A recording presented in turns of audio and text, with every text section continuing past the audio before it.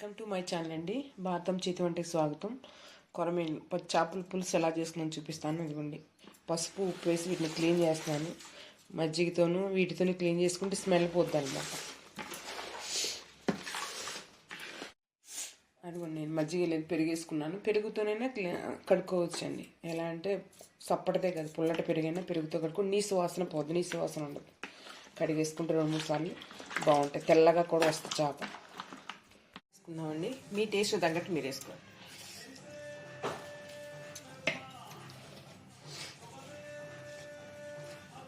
పసుపు,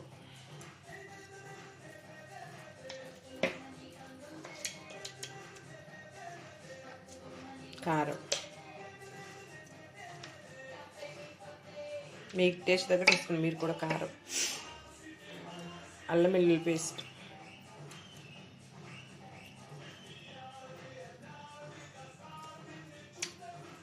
ఫిష్ కొంచెం ఎక్కువ పడుతుందండి. ఉల్లిపాయ, ఆనియన్ మరి మెత్తగా పేస్ట్ లాగా చేసుకోబాకండి. ముక్కలైనా వేసుకోవచ్చు. నేను ఇలా వేసుకుంటున్నాను. ఇలా అయితే గ్రేవీ ఉంటుంది.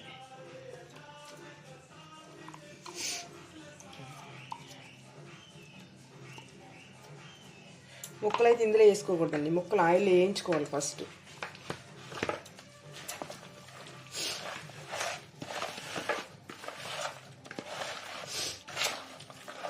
తలకాయలు కూడా వేసుకోవాలి. దీని సూప్ మనకి మంచిది. ఎలా అంటే తినపోయినా వేసుకొని తర్వాత పడేసేయండి సూప్ దిగాక.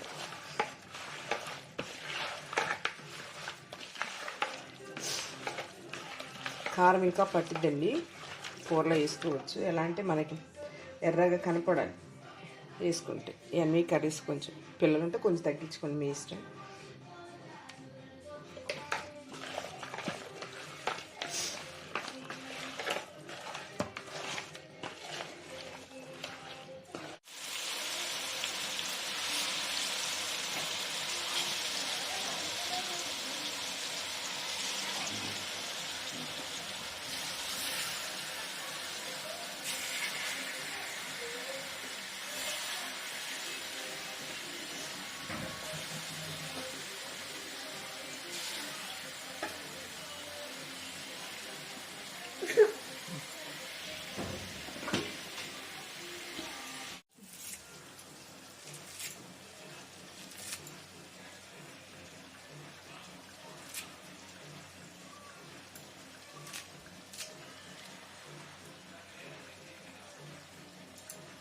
చింతపండు నానబెడుతున్నాను.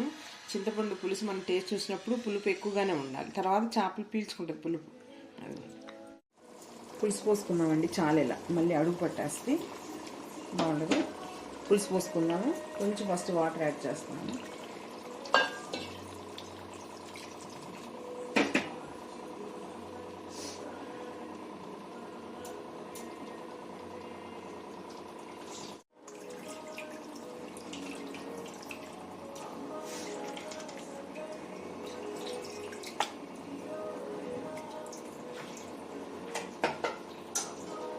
ఇలా అనండి, గరిటె పెట్టి అనొద్దు.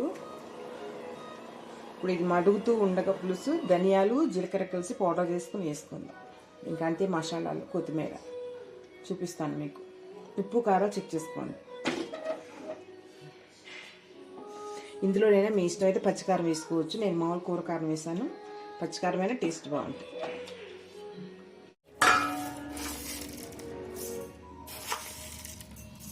మూడు టేబుల్ స్పూన్ ధనియాలు వేసాను.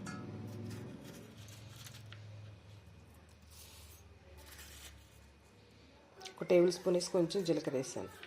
పౌడర్ తీసుకుందాం. కర్రీ మరుగుతుందండి. ధనియాలు జీలకర్ర పౌడర్ వేస్తున్నాను. అదిగోండి.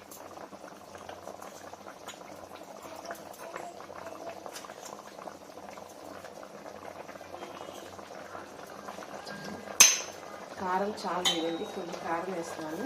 మీరు చెక్ చేసుకోండి. ఈసారి పచ్చికారం వేస్తున్నాను. ఇందాక వేసాగా వేసుకోవచ్చు.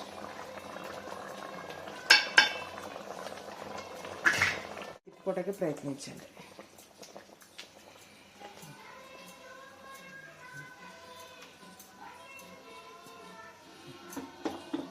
అయిపోయిందండి. గ్రేవీ ఇలా చిక్కగా ఎట్లా వచ్చింది చూసారా? చాలా మళ్ళీ మీరు పీల్చుకున్నప్పుడు చిక్కబడిపోద్ది. మీకు రైస్లో కావాలి కదా, అట్లా చాలా టేస్టీగా బాగుంది. కొత్తిమీర వేసుకుంటే అయిపోతుంది. ఫైనల్గా కొత్తిమీర వేసుకున్నాం అట్లా.